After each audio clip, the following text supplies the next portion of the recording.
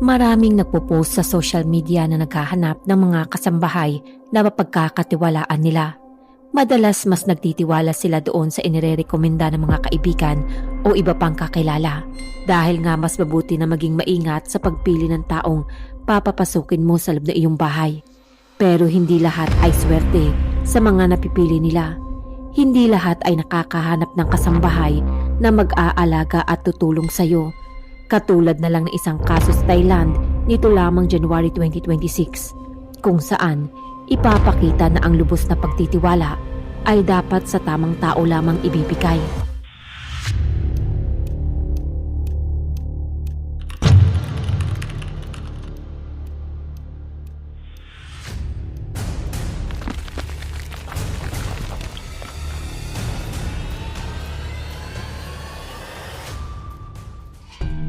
Si Mrs. Sumsawat Sungsampan ay isang 79 na taong gulang na retiradong guro at dating kawani ng gobyerno. Nakatira siya sa Byungkong District, Bangkok. Kilala siya sa palayaw ng Mu ng mga kapitbahay at dating estudyante. Inialay niya ang halos buong buhay niya sa pagtuturo at nanirahang mag-isa sa maluwag na bahay matapos niyang magretiro. Ang bahay niya ay may 2 palapag at dahil sa kanyang edad, hirap na ito sa paggalaw.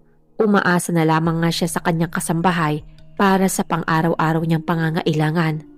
Kahit mag-isa, kilala siya at iginagalang sa kailang komunidad. Sanay ang mga tao sa routine niya araw-araw, lalo na ang malalapit na kapitbahay. Isa nga sa kanila ay ang babaeng nagangalang si Sumali Chaikong, 54 na taong gulang.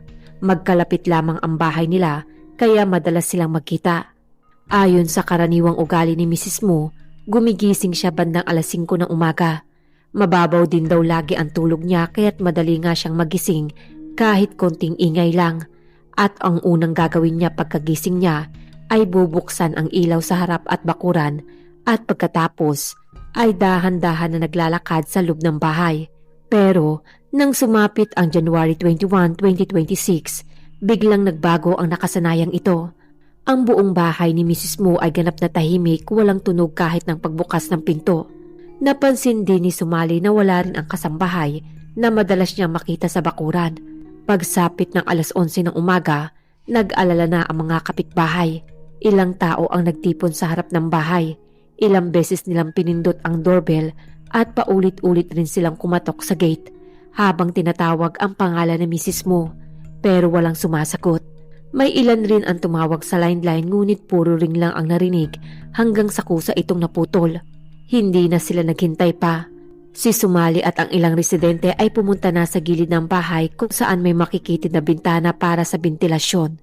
Kahit mataas at makipot ang pagitan, iyon lang ang paraan para makasilip sila. Sa loob sa unang palapag, may nakita silang isang maputlang paa na nakahandusay sa sahig. Ang ibang bahagi ng katawan ay hindi na nga nila makita dahil natatakpan ito ng ilang gamit. Sa puntong iyon, alam na nila na may masamang nangyari sa loob ng bahay. Matapos nga matanggap ang tawag ng mga kapitbahay, agad naman nagpadala ng mga tauhan ang Byungkong Police Station. Dumating ang pulisya kasama ang forensic team upang siyasatin ang pinangyarihan. Pagkarating nila, napansin nilang mahigpit na nakasara ang buong bahay. Ang front rolling door ay nakababa at nakalak ang sliding iron gate sa gilid. Walang sinyalis ng sapilitang pagpasok mula sa labas. Dahil walang sumasagot sa loob, napilitan na ang pulisya na sirain ang pinto. Nang mabuksan ang mabigat na bakal na harang, tumambad sa kanilang isang karumal-dumal na krimen. Sa sala ng unang palapag, nakahandusay ang wala ng buhay na katawan ni Mrs. Mu. Nakahiga ito sa sariling dugo at matigas na sa mga oras na iyon. Makikita sa paligid ang palatandaan ng pakikibaka. Ngunit hindi ito ganon katindi. Ipinapahiwatig nito na maaaring mabilis siyang nawala ng lakas o kakayahang lumaban sa sospek. Sa paunang pagsusuri ng forensic team, tinatayang mahigit 24 na oras na ang nakalipas mula nang siya ay mamatay. Ang oras ng kamatayan ay tinataya sa pagitan ng hapon at gabi ng January 20. Malubha ang mga sugat sa kanyang katawan. Paulit-ulit hinampas sa muka gamit ang matigas na bagay. Basag ang mga buto sa kanyang muka at halos hindi na makilala ang dating itsura. Bukod pa dito, may mga hiwa rin sa kanyang katawan mula sa matalim na bagay. Isa sa pinaka nakakagimbal na natuklasan ay ang malalim na paghiwa sa kanyang bukong-bukong. Putol ang litid at lantad ang buto. Hindi man ito agad nakakamatay, tiyak na nagdulot ito ng matinding sakit at pumigil sa kanya na makatakas o makalakad. Ang pinakahuling sugat na naging sanhi ng kanyang kamatayan ay ang malalim na hiwa sa leeg. Halos maputol ang kanyang lalamunan at tuluyang naputol ang daanan ng hangin. Malinaw na sinigurado ng salarin na wala nang ang pagkakataon ang biktima na mabuhay pa. Sa ganitong uri ng pag-atake, madalas ngang nagpapakita ito ng matinding galit o may personal na sama ng loob ang sospek. Agad namang isinara ng pulisya ang lugar at nagsimula ng masusing pagkuha ng mga ebidensya.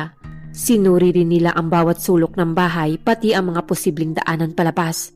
Habang masusing sinusuri ng mga investigador ang loob at labas ng bahay, napansin nila ang ilang kakaibang detalye. Walang palatandaan na may naganap na pagnanakaw dito. Maayos pa rin ang mga dokumento, mga papeles sa bangko at ang iba pang mahalagang gamit. Sa isang drawer natagpuan ang 40,000 baht o 74,000 pesos na hindi man lamang ginalaw. Ngunit nang suriin ang mga kagamitan, may isang bagay na nawawala, ang iPad na madalas gamitin ni Mrs. Mo. Ito lamang ang hindi makita sa kanyang bahay. Nagtaka ang pulisya dahil kung pera ang habol ng sospek, bakit tablet lamang ang kinuha nito samantalang mas mahalaga ang cash at mga dokumento. Dahil dito, inalis muna nila sa listahan ang simpleng motibo ng pagnanakaw. Unti-unti ngang napunta ang pansin nila sa isa pang taong nakatira sa bahay, ang personal na kasambahay ni Mrs. Mo. Ayon sa mga kapitbahay, halos 1 taon na itong nagtatrabaho roon. Tahimik at kakaiba raw ang pag-uugali ng babaeng ito. Siya ang tumutulong kay Mrs. Mo sa pang-araw-araw na gawain at minsan ay sinasamahan pa ito sa palengke o ospital. Ngunit matapos halugugin ang buong bahay, natuklasan ng pulisya na wala ang kasambahay sa kanyang silid. Karamihan sa kanyang mga personal na gamit ay nawawala. May naiwan lamang na ilang hindi mahalagang bagay. Malinaw na hindi lamang ito basta pagkawala, mukha itong planadong pag-alis. Kaya sa mga oras na iyon, naisip ng pulisya ang posibilidad na siya ang gumawa ng krimen. Pero mas lalong naging komplikado ang kaso nang may makita silang 2 pasaporte sa loob ng bahay. Ang isa ay may pangalang Baoyo si Hawong at ang isa naman ay may pangalang Shimping si Hawong. Magkahawig ang mukha sa mga larawan, ang naiiba lamang ay ang ayos ng buhok. Ang pangalang Baoyo ay mas bago at may tatak na bisa, habang ang isa naman ay luma na. Sa makatuwid, ang kasambahay ni Mrs. Mo ay nagngangalang Baoyo. Mabilis ngang inilabas sa mga balita na siya ang pangunahing sospek sa kaso ng pagpatay sa dating guro. Agad ding nalaman sa isinasagawang investigasyon na sina Shiming at Baoyo ay magkapatid at hindi lokal sa Thailand. Nagmula sila sa isang malaking pamilya sa katimugang Laos na may 11 magkakapatid. Si Baoyo ay pang-9 sa magkakapatid na babae, habang si Shiming naman ay pang-10 sa magkakapatid. Nalaman na ginamit lang pala ni Shiming ang passport ng kanyang ating si Baoyo, at si Shiming talaga ang kasambahay ni Mrs. Mo. Napag-alaman rin na bago maging kasambahay ni Mrs. Mo si Shiming, ang kanyang ating si Baoyo ay nagtrabaho pala sa pamilya ni Mrs. Mo, na nag-aalaga sa ina ni Mrs. Mo nung ito ay nabubuhay pa. Si Baoyo ay inilarawan na masipag na kasambahay at may magandang relasyon sa pamilya ni Mrs. Mo. Nang pumanaw ngang ina ni Mrs. Mo, nagbitiw din si Baoyo para sa personal na mga kadahilanan at nagpunta ito sa Chonburi sa katimugang Thailand upang maghanap ng bagong oportunidad sa trabaho. Bago nga siya umalis, ipinakilala niya naman ang kanyang kapatid na si Shiming na pumalit sa kanyang trabaho. Ang dahilan kung bakit naroon ang pasaporte ng kapatid na babae na si Baoyo ay dahil wala pang ang sariling bagong pasaporte si Shiming nung una siyang dumating sa Thailand. Para nga hindi mahirapan ang nakababatang kapatid sa paghawak ng phone card, pagkuha ng pera sa bangko at iba pang mga bagay, iniwan nga ni Baoyo ang kanyang pasaporte upang magamit ng kanyang kapatid. Hindi nga ito bihira sa ilang mga pamilya ng mga dayuhang manggagawa sa Thailand, ngunit nagdulot naman ito ng kahirapan para sa pulisya na tumpak na matukoy kung sino ang sospek. Matapos dalhin ang bangkay ni Mrs. Mo sa ospital para sa autopsy, tahimik namang nagsimula ang paghahanap sa nawawalang kasambahay. Upang mabuo nila ang mga pangyayari bago ang krimen, kinausap ng pulisya ang pribadong driver ni Mrs. Mo. Ayon sa kanya, isang araw bago ang insidente, noong January 19, sinamahan niya pa raw si Mrs. Mo sa bangko upang mag-withdraw ng pera. Habang nasa sasakyan, napansin niyang tila balisa at malungkot ang matanda. Ikinuwento raw nito ang tungkol sa kanyang kasambahay at sa paulit-ulit na pangungutang nito. Ayon nga kay Mrs. Mo, nakahiram na raw umano ang kasambahay ng mahigit 10,000 baht or 18,000 pesos. Ang dahilan nga nito ay ipapadala niya raw ito sa kanyang pamilya para pambili ng sasakyan upang paggawa ng bahay. Para nga sa isang retiradong guro, hindi maliit ang halagang iyon. Ngunit nung araw ngang iyon, muli na naman daw humiram ang kasambahay ng 8,000 baht or 15,000 pesos. Dito na nga raw tumanggi si Mrs. Mo. Sinabi niya ngang hindi pa nababayaran ang naunang utang nito at hindi niya na nga kayang magpahiram pa. May ilang beses na rin daw niyang pinagsabihan ang kasambahay tungkol dito.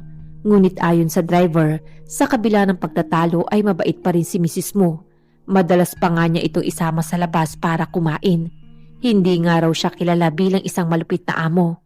Batay nga sa oras ng kamatayan na ibinigay ng forensic team, tinaya ng pulisya na naganap ang pagpatay sa pagitan ng alas 4 ng hapon at alas 7 ng gabi noong January 20. Kaya agad nga nilang sinuri ang mga CCTV sa paligid ng bahay. Bandang 4:20 ng hapon, may nakuhang footage mula sa kamera sa harap ng gate. Makikitang bahagyang binuksan ng kasambahay ang rolling gate. Sumilip itong sandali at mabilis naman itong isinara. Sa video, kalmado pa ang kanyang muka. Ayon sa pulisya, maaring tinitingnan niya kung may nakapansin o nakarinig sa paligid. Ngunit ang mas mahalagang footage ay kuha noong 6:28 ng gabi mula sa bahay ng kapitbahay sa tapat. Makikitang lumabas ang kasambahay na may dalang malalaking bag, karton at tila mga supot ng basura. Ipinatong niya ang mga ito malapit sa basurahan sa harap ng bahay. Kita rin sa kanyang kilos ang pagmamadali at kaba, taliwas sa dati niyang mabagal na galaw. May kapitbahay rin nakakita sa kanya at nagtanong kung saan siya pupunta. Sumagot raw ito na pinapaalis na raw siya ni Mrs. Wu at uuwi na nga raw siya sa kanilang probinsya. Sinabi niya ring tatawag lamang raw siya sa sakyan para kunin ang kanyang mga gamit. Ngunit ayon sa CCTV, hindi siya naghintay ng anumang truck. Bandang 7:17 ng gabi, huling nakitang lumabas ang kasambahay sa sliding iron gate. May dala siyang backpack at ilang pang bag, kabilang ang isang dilaw na handbag. Samantala, ayon sa investigasyon, matapos umalis sa bahay bandang 7:30 ng gabi noong January 20, hindi naghintay ang kasambahay ng anumang sasakyan tulad ng sinabi niya sa kapitbahay. Sa halip, naglakad siya papunta sa isang malapit na motorcycle taxi stand. Doon siya sumakay ng motorsiklo na may numerong 9. Sa loob ng bahay, may nakita ring bakas ng dugo sa doorknob at frame ng ikatlong pinto. Ipinapahiwatig nito na maaaring sinubukan niyang dumaan doon bago tuluyang lumabas sa ikalawang gate. Maaaring naglinis pa siya o nagbago ng plano bago tuluyang tumakas. May isa pang mahalagang detalye na nakuha ang CCTV. Bandang 12:42 na madaling araw, may dumaan na mag-asawang sakay ng sidecar na motorsiklo sa harap ng bahay. Nang matunto naman ng mga pulisya ang driver, nagbigay siya ng pahayag. Ayon sa driver ay malinaw pa sa kanyang alaala ang pasaherong iyon at ang pangyayari. Bandang 7 nga ng gabi, maraming bag ang dala ng babae at mukhang pagod raw ito at malungkot. Hindi nga raw ito halos nagsasalita habang nasa biyahe. Ang kanyang destinasyon ay papunta sa Bangkok Bus Terminal. Habang bumabiyahe nga, napansin pa raw ng driver sa rearview ng mirror na maputla ang kanyang muka at tila malalim raw ang iniisip nito. Tahimik lamang raw ito hanggang sa makarating sila sa terminal. Bago nga bumaba, nagtanong pa raw siya kung saan makakabili ng tiket papunta sa hangganan ng Laos. Itinuro naman raw ng driver ang direksyon ng ticket hall at sinabing magtanong na lamang siya sa loob. Pagkatapos nga noon, umalis na nga siya at hindi na nga muli pang nakita ang babae. Dito nga nagsimulang mabuo sa isipan ng mga pulis ang malinaw na larawan. Hindi lamang siya basta umalis. Mukhang may plano siyang tumakas palabas ng Thailand at bumalik sa kanilang bansa. Agad namang sinuri ng pulisya ang mga CCTV sa loob ng bus terminal. Doon malinaw ngang nakuhaan ang babae nung gabi ng January 20. Nakasuot ito ng isang maong na jacket at may madalang mabibigat na bag. Mukha siyang balisa at tila hindi sigurado kung saan pupunta. Makikita rin sa footage na nagtanong ito sa information desk tungkol sa pagbili ng tiket. Ilang sandali pa, may lumapit na lalaki sa kanya. Pinaniniwalaang ang ito ay isang middleman o tagapamagitan sa pagbili ng tiket. Sa tulong nga ng lalaki, nakabili siya ng tiket para sa 8:30 PM na biyahe papuntang Ubon Ratchathani sa halagang humigit kumulang 800 baht or 1,400 pesos. Bandang 8:26 ng gabi, tinulungan pa siya ng lalaking iyon na dalhin ang kanyang mga bag papunta sa boarding platform. Ilang minuto matapos nito, sumakay siya ng bus at umupo sa unang bahagi. Bandang 8:31 ng gabi nang umalis ang bus mula sa Bangkok. Samantala, sa pamamagitan ng mas malino na kuha ng CCTV at paghahambing sa mga larawan sa dalawang pasaporte, natukoy naman ng pulisya ang pagkakaiba ng dalawang magkapatid. Bagamat magkahawig, may malinaw na marka sa ilalim ng kanang mata at gilid ng ilong na nakababatang kapatid. Ang nakakatanda naman ay may nunal sa magkabila ang gilid ng ilong at sa kanyang bibig. Sa paghahambing ng detalye sa mukha ng babaeng nasa CCTV, nakumpirma ng pulisya na ang tumakas ay ang nakakabatang kapatid na siya ring kasambahay ni Mrs. Mo. Upang masigurado nga nila ito, agad na nga nilang kinontak ang nakakatandang kapatid. Kusang loob nga itong nagpunta sa lokal na istasyon ng pulisya upang patunayan na wala siyang kinalaman sa krimen. Sa panayam, sinabi niyang wala siyang alam sa nangyari at matagal na nga siyang nagtatrabaho sa ibang lugar. Dagdag pa niya, kung ang kapatid niya man raw ang gumawa nito, dapat lamang nitong managot sa batas. Hindi niya raw ito pagtatakpan. Kinabukasan ng January 21, bandang alas 9 ng umaga, nakuna naman ng CCTV sa istasyon ng bus sa Ubon Ratchathani ang pagdating ng sospek. Matapos nga ang magdamag ng biyahe, lumabas siya ng bus na tila nagpapakita ng labis na pagod. Siya pa nga ang unang bumaba at agad na naglakad ng mabilis palayo. Hindi siya nagtagal sa lungsod. Hindi rin siya tumigil upang magpahinga o kumain man lamang. Sa halip, pumunta siya agad sa crossing ng Chungmek. Sa loob nga ng terminal, nagtanong siya kung paanong makarating sa hangganan. Bandang 9:10 ng umaga, sumakay naman siya ng motorsiklo papunta sa border. Mahaba ang biyahe mula sa Ubon Ratchathani papuntang Chungmek border. Ngunit pagkarating niya doon bandang 9:26 ng umaga, nakuna naman siyang muli ng CCTV habang naglalakad papasok ng departure hall. Sa oras ngang iyon, wala pang opisyal na ulat ang pulisya sa buong bansa, kaya wala pang warrant laban sa kanya. Dahil dito, matagumpay nga siya nakabalik sa kailang bansa bago pa man tuluyang matukoy ng pulisya ang kanyang ruta. Nang makumpirma na nga ng mga investigador ang kanyang pagkakilanlan at pagdating niya sa border, hapon na nga ng araw na iyon, mahigit 6 na oras nga siyang nasa labas ng Thailand. Hindi na nag-aksaya pa ng oras ang mga otoridad. Agad na nga nilang inactivate ang pinakamataas na antas ng pakikipag-ugnayan sa ibang bansa. Inireport na rin nila ang kaso sa punong tanggapan ng pulisya at humingi na nga ng tulong sa pamamagitan ng international coordination. Nakipag-ugnayan rin sila sa pulisya ng Laos upang hanapin at arestuhin ang sospek. Ayon sa impormasyon, ang kanyang pamilya ay nakatira sa isang nayon sa katimugang bahagi ng Laos. Agad namang nagpadala ng mga tauhan ang lokal na pulisya roon upang bantayan ang nasabing lugar. 2 araw nga matapos siyang tumakas, noong January 23, inaresto siya sa kailang bahay. Dinala siya sa lokal na istasyon ng pulisya para sa paunang investigasyon. Kahit hindi agad nakabalik sa Thailand, mabilis ngang naipasa ang impormasyon sa pamamagitan ng koordinasyon ng dalawang bansa.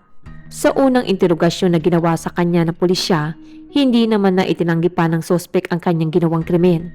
Malinaw niyang inamin na siya ang pumatay kay Mrs. Mo.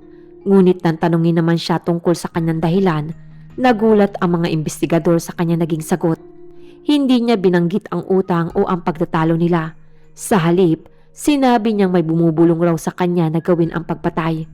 Utos raw umano ito ng Diyos. Sinabi raw sa kanya na kailangan niyang patayin si Mrs. Mo. Kung hindi raw ay may masamang mangyayari sa kanya. Idinagdag pa niya na ang matagumpay niyang pagtakas ay dahil din daw sa proteksyon ng Diyos.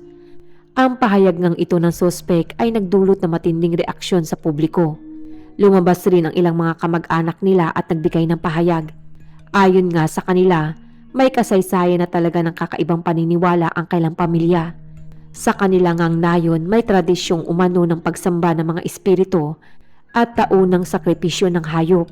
May ilan din daw sa kailang mga kamag-anak ang nagkaroon ng problema sa pag-iisip. Ayon nga sa ilang nakakakilala sa suspect, minsan ay nakikita nga siyang nagsasalitang mag-isa. May pagkakataon din daw na bigla na lamang siyang tumatawa nang wala namang kausap. Mahilig din daw ito sa sugal at labis na naniniwala sa swerte at pamahiin. Kapag hindi nga raw ito nananalo sa loto, sinisisi niya ang mga espiritu o ang altar na dinadasalan niya. May nakapagsabi rin na may iniinom itong gamot, posibleng pampakalma o para sa kondisyon ng pag-iisip. Ngunit ayon naman sa driver ni Mrs. Mo at sa pamilya ng biktima, hindi ito sapat na paliwanag para takasan niya ang ginawa niyang krimen. Kung wala nga raw siya sa tamang pag-iisip, paano niya naplano ang pagtakas? Paano niya nalak ang mga pintuan at nag-impake ng gamit, bumili ng tiket at dumaan sa border na walang pag-aalinlangan? Sa mas detalyadong ang pag-amin, sinabi naman ng suspect na noong hapon raw ng insidente, muli nga raw siyang humiram ng pera kay Mrs. Mo.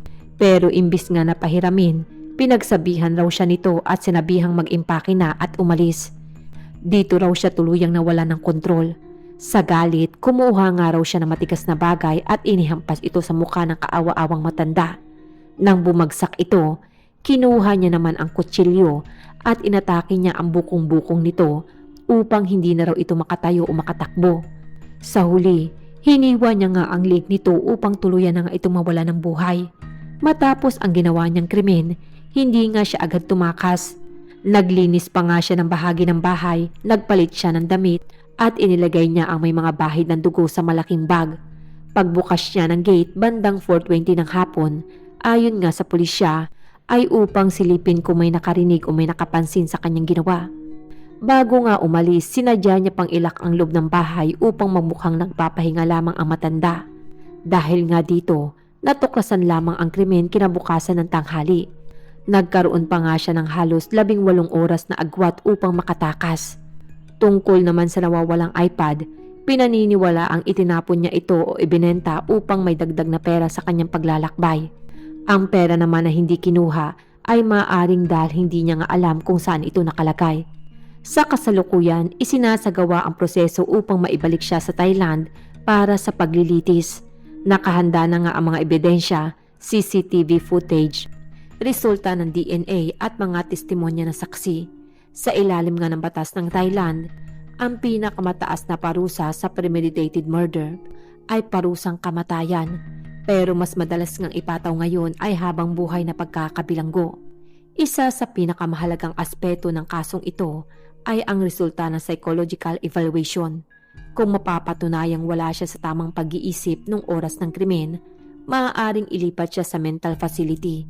Ngunit ang maayos at planado niyang pagtakas ay maaaring magsilbing patunay na alam niya ang kanyang ginagawa.